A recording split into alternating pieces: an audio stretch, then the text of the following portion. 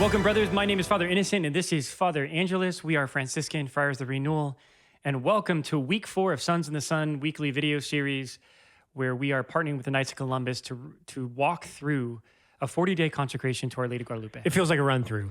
Yeah, hey, I feel like we're sprinting through. If you feel just with our energy and kind of intensity, if you feel like this has like been a workout, you're probably on par, because we're kind of full of life and we can up the ante. And we talked about masculinity last week, so everybody's kind of feeling like, let's do it, you know? But we also want to continue to say, hey, that the consecration can be a space of prayer. So generally that space needs to be calm and receptive to the Lord. So just take a deep breath with us, brothers, as we begin this new week.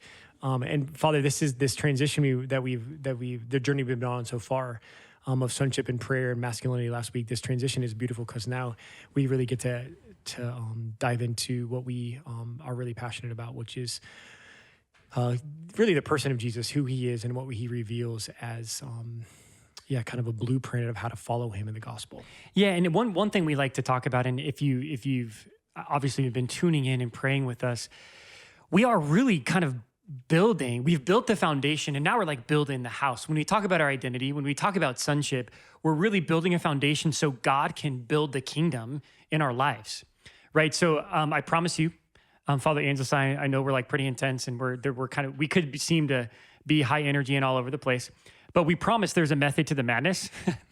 And we are attempting, what we attempted to do is to build the foundation of what it means to live our sonship, to live our baptism, to live so deeply anchored in prayer and intimacy with God. And last week we took a shift right into the gift of our masculinity. What does it mean to be a man after the heart of Jesus? What does it mean to be a son who is a man who is really transformed with the masculinity of Jesus? Now, brothers, you're going to see this week, now we're going to take even more of a turn, and we're going to start talking about what it means to actually live like Jesus. We're going to start talking about when does sonship and prayer bear fruit, where my actions and attitudes begin to reflect the actions and attitudes of Jesus. Father Angelus, this is what the Catechism says. It's pretty awesome. And so why don't you take us there as far as what do we mean by really living the way Jesus lived? Yeah, the Catechism will talk about living the gospel as receiving the attitudes and actions of Jesus, and there's the reference to the Beatitudes. And so the Beatitudes are the space and the teaching of Jesus, the main body of the teaching of Jesus in Matthew 5 mainly, but they're what Pope Benedict calls the revelation of the heart of Jesus. They're a blueprint on how to follow Jesus in the gospel. And so we're really excited, because now we do get to go, like, what does it look like when we experience the invitation to grow in our masculinity, but how does it bear fruit? And we're going to hold up the Beatitudes this week as we go through our reflections to be able to use the Beatitudes as an imitation of what it means to be followers of Jesus. And brothers, this radical consecration, this radical restoration is, again, it's a new experience to live differently, right? Every part of my life belongs to Jesus. Every part of, again, the gift of our baptism, every part of who I am is consecrated to Jesus, right? So that's why, like, it matters the way I live my life. It matters the decisions I make. It matters what my personality is like. It matters how I experience and I communicate, and it just matters in every way that I live, right? And this is what we want to invite you to, is to radically look at that. Like, does every part of my words and my actions and my personality and my temperament, did every part of my life reflect the person of Jesus?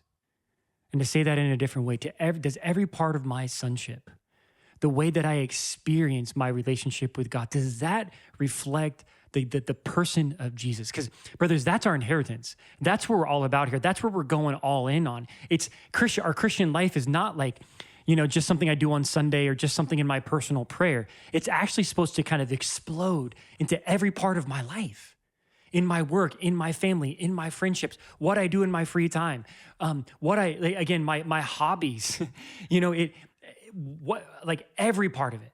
It's supposed to transform every part of my life. So, Father Angelus, this is the invitation, and again, I'll tee you up here, but again, we're not just focused on random attitudes and actions that are just like good things. Like, oh, I just want to make good decisions, or I just want to be nice to people, or no, it's actually the fullness of Jesus's life to actually be invited to live like him. And that's the gift of the Beatitudes. It's actually the heart of Jesus in real time in his daily life. And this is where it could get challenging, dear brothers, because we're not just talking about behaviors. We're not just talking about like, I'm going to go do these things or live this particular way. When we talk about actions and attitudes of Jesus, like, wow, we are called through the grace of our baptism, through the grace of our sonship, to start to think like Jesus, not to act like Jesus, to feel like Jesus, and allow the Beatitudes to be able to show us what that looks like. Father, I was thinking a little bit about when, if ever sports players, we remember this growing up playing sports, if you're ever in a slump or you ever want to get better or improve your game, there's always this invitation to go back to the fundamentals, right? It's just to make sure good teams do the fundamentals well, right? And so we said in our introduction, brothers, the Beatitudes are the fundamentals. Going back to the fundamentals, and we want to hold this up. We want to hold this week up. How am I doing when it comes to the fundamentals of the gospel, which is the Beatitudes? And that's what we're proposing.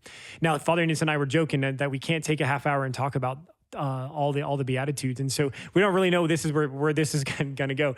But Father, I think it's probably important to talk about the beginning, right? Jesus says, blessed are the poor in spirit. And we've hinted at this when we talk about Our Lady and we talk about St. Juan Diego in the book so far. But blessed are the poor in spirit, dear brothers, is a posture of heart, is an attitude and an action of heart where we live in a deep poverty before the Lord. Like Jesus was poor, meaning Jesus was emptied, and so he could be filled. Right. And so the gospel term for this is kenosis. It's a self-emptying. It's a recognition of, I know the relationship that I'm in and the one who I trust, that if I empty myself and if I don't grasp at particular things to fill me, that God the Father will fill me. And this is, brothers, the gift of poverty of heart is the gift where we get to experience the providence of the Father. I love the word providence because it's about the goodness of the Father, that if we allow ourselves with Jesus and Our Lady and St. Juan Diego to be poor, to be men who are poor in spirit, who are constantly relying on God the Father for everything to experience his providential goodness, we will experience a new relationship with God because we will be able to experience what it means to be sons who are loved and provided for. And that, brothers, is really terrifying to most men. Because what do you mean I have to let go? What do you mean I have to experience an emptiness in my heart? What do you mean I don't have to have all the answers? What do you mean that I don't have to have everything in place before I experience the gift of being poor before the Lord and be poor before God the Father so he can really come and take care of me? It's a posture of Jesus that the Father takes care of him. And only when we make a radical response to be poor like him will we experience that as well. Father, I love the Beatitudes. We could spend hours, right? And I just want to make a comment and then maybe zoom into one of my favorites. But I just want to make sure, brothers, that we understand the tension here, right? Because as you look at the Beatitudes, you're going to be tempted, or at least I'm tempted to think, well, but like a lot of these don't look masculine, like being poor and being receptive and kind of letting go of control or not being in the world's eyes, it looks like you're weak. Or what does it mean to mourn, right? Like men don't cry, right? Or what does it mean to be meek and humble? Like the world presents to us like strong men who kind of are ruthless and they're powerful, right? But what does it mean to be merciful or pure of heart? Well, we have an oversaturated culture that struggles with lust. What does it mean to be pure? Like that's weak, you know? Or what does it mean to live as a peacemaker? Or what does it mean to be persecuted? I don't like being persecuted. We can be tempted to think that the Beatitudes are signs of weakness. And I'm not saying you're going to like overly argue with your pastor that like, well, these are signs of weakness, but sometimes it's subtle, right? We're afraid of the Beatitudes, or we write them off because they don't necessarily fit the category of what I think it means to be a man. Brothers, we have to fight this temptation. Jesus is the perfect man, and his attitudes and actions, which are summed up and captivated by the Beatitudes, are the perfect roadmap for us. You could spend the rest of your life just studying the Beatitudes and how Jesus lived them and begging for the grace to be faithful to them. And you could be a saint. You could be holy living the Beatitudes. One of my favorite is just Jesus when he says, blessed are the meek, for they will inherit the earth. Jesus says in Matthew 11, learn from me, for I am meek and humble of heart. And here's the definition. We take this from our friend Father Simeon Marikakis. Such Christian meekness rests not upon constraint and resignation, but upon the freedom of the person who knows he is always and everywhere loved by God. The meek have found their place in the heart of God and has no time or interest for any other activity but that of reflecting the sovereign peace of God. How's that for a way of living, right? To be meek, it's not weak. To be meek means after the heart of Jesus, that I know who I am and I don't have to prove myself. I don't have to fight for what the world thinks I should be, but I can be a man of openness and receptivity and humility. And I can, because I know who I am and live the truth about my sonship, that I can live in profound, deep interior peace. So this is like living your attitude you're living your identity to the full. I am a meek man. I know who I am, and I can live from the strength of that place. I don't have to grasp after anything else, any other powers, any other distractions, any other idols. I can live in the meekness of God. Blessed are the meek, because they will inherit the earth, because they know who they are, and they can live in that relationship. And brothers, that's where the power is. So again, we hold out these examples for you because you can just look at the life of Jesus, and he's going to live them to perfection. You know what's beautiful about Saint Juan Diego as well is that you can see Juan Diego's life and you can see his story and you can see every single one of these Beatitudes in it. And so it's really powerful to recognize that he continues to be in the story of Our Lady of Guadalupe. He continues to be a space when we talk about poverty, where he acknowledges his poverty. He acknowledges himself as the little one, right?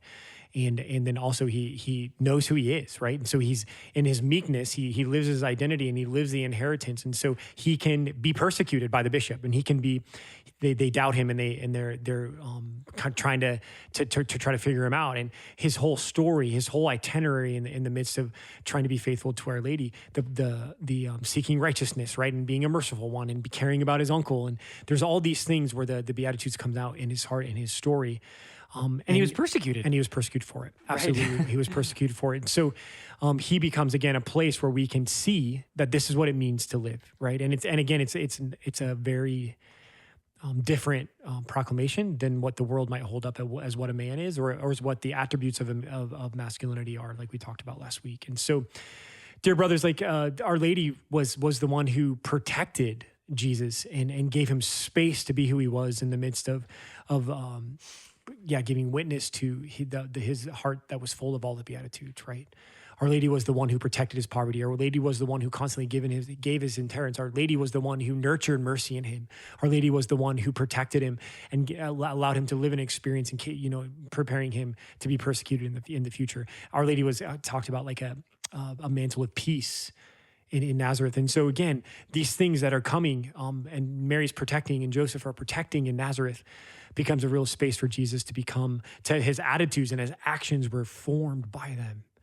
And then he could really give a beautiful image to the world of what it means to live as a son of the Father. And what the good news is, brothers, that again, Juan Diego is such a good example, because if you read the story, like this is exactly what Our Lady does for Juan Diego.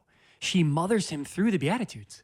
And you can see him in the concrete parts of the story, right? She mothers him through the converted transformation, like reconsecrated attitudes and actions of Jesus.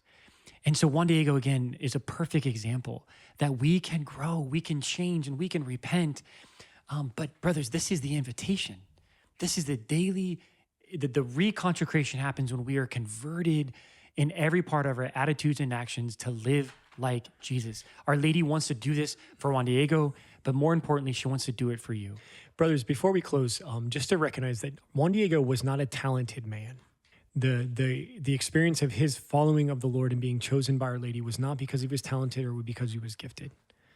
They saw something different in him. They saw the gospel in him. They saw a ripe kind of like flower bed of something where the gospel could be planted and he could live his mission, right? And so we want to be careful to make following of Jesus and living mission in the church and becoming men of prayer, all of the experiences that we're talking about being talented or gifted, because that was not Juan Diego. But Juan Diego was ripe and open and ready to receive the gospel And these things were formed into him by Our Lady. So he became an image and a witness of a man of the Beatitudes. And that's exactly who Jesus was.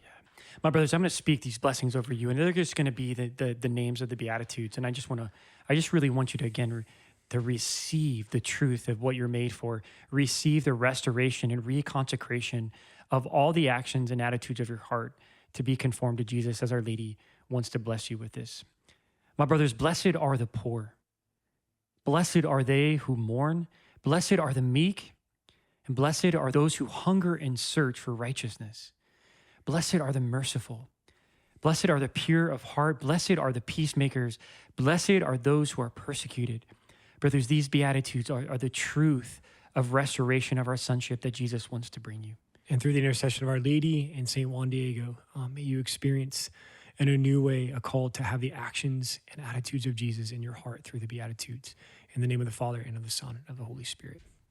Amen. Brothers, we hope you enjoyed today's reflection of Sons in the Son, restoring our sonship through our consecration of Our Lady Guadalupe with Father Innocent and Father Angelus Montgomery, Franciscan Friars of the Renewal. For more resources to help you grow as an adopted son of God the Father through Our Lady Guadalupe, visit kofc.org/sons. That's kofc.org/SONS. This has been a Knights of Columbus production. To learn more about how the Knights of Columbus can help you grow as a Catholic man, visit kfc.org/learn more.